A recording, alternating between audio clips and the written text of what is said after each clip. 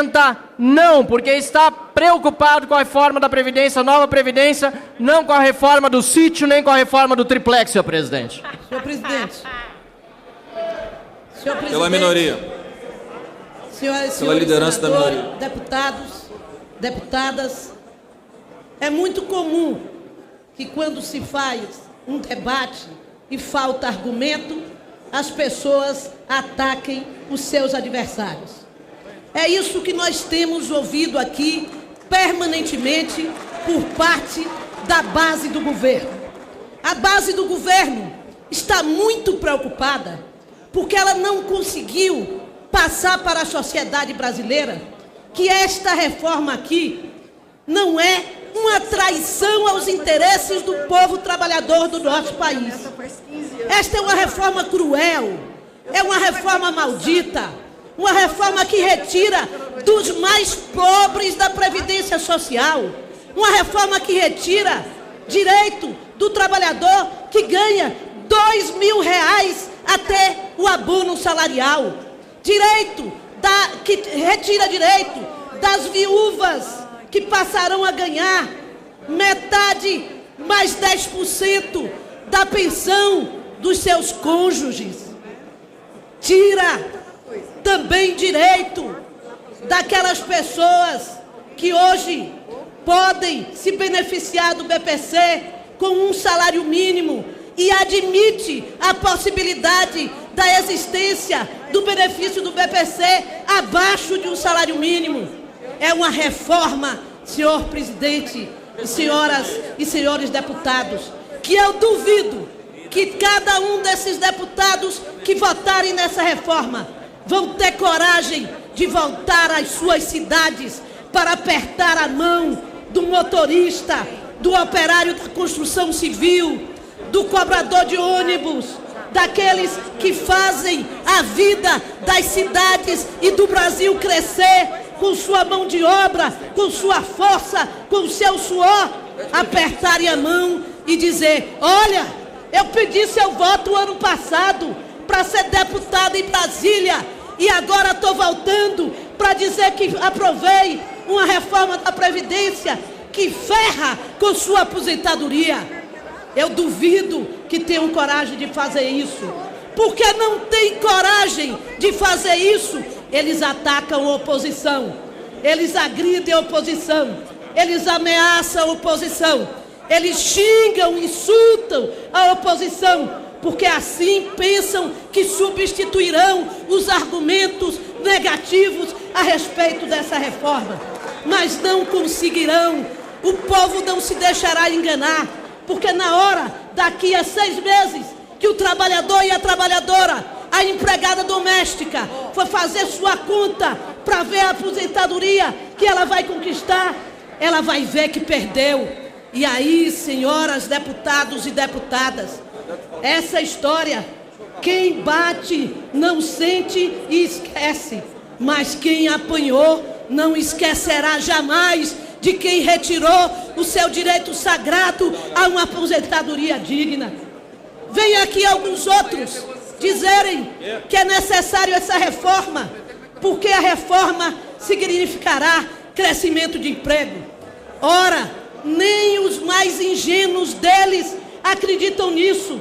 Eles sabem que a reforma não gerará um só emprego, assim como estão sendo muito difíceis os resultados voltados, relacionados com a geração de emprego na reforma trabalhista.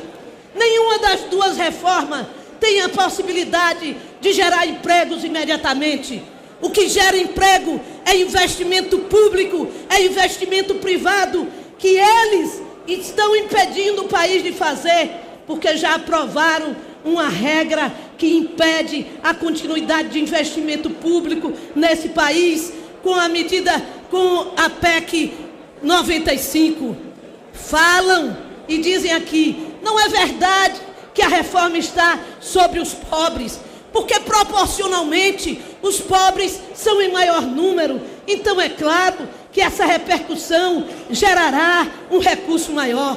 Mas a verdade verdadeira é que esses pobres que estão sendo atingidos pelas medidas duras desta reforma, não poderiam pagar nem um pouquinho do preço da reforma que está se fazendo.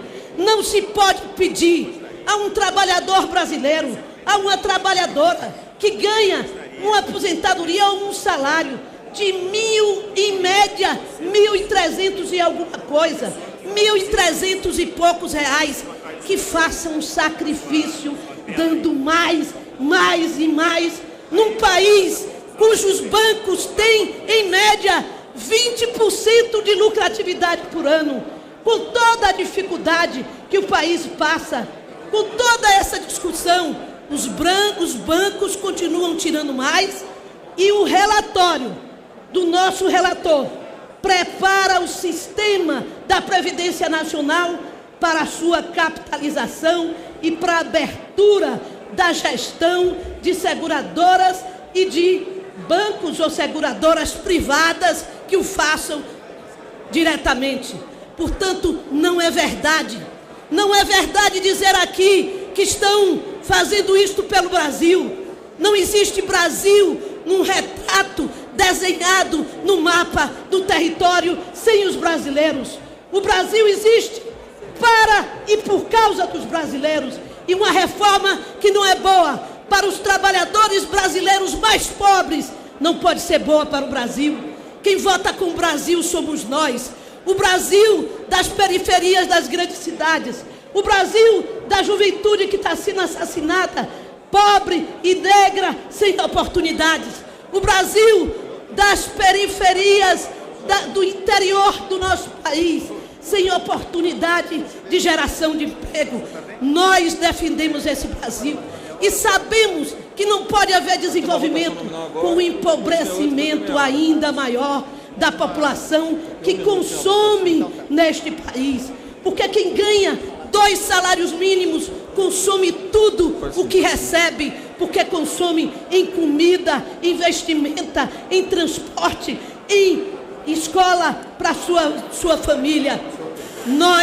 Vou finalizar, senhor presidente, dizendo que existem, sem dúvida nenhuma, 2 projetos em discussão. Um projeto que inclui o povo brasileiro no desenvolvimento. Outro projeto que pensa o Brasil para uma pequena parcela que vai ter direito a emprego e a inclusão articulada com os grandes bancos e que não vai, portanto, permitir que o Brasil se desenvolva combatendo a desigualdade social. Portanto, não essa reforma. Sim ao Brasil dos brasileiros, sim ao Brasil dos que lutam, sim ao Brasil das mãos calejadas, que uma grande parte desses senhores e senhoras apertou na hora de pedir o voto e que agora voltará envergonhado para dizer a este cidadão e a esta cidadã que traiu o seu interesse votando aqui por uma reforma draconiana.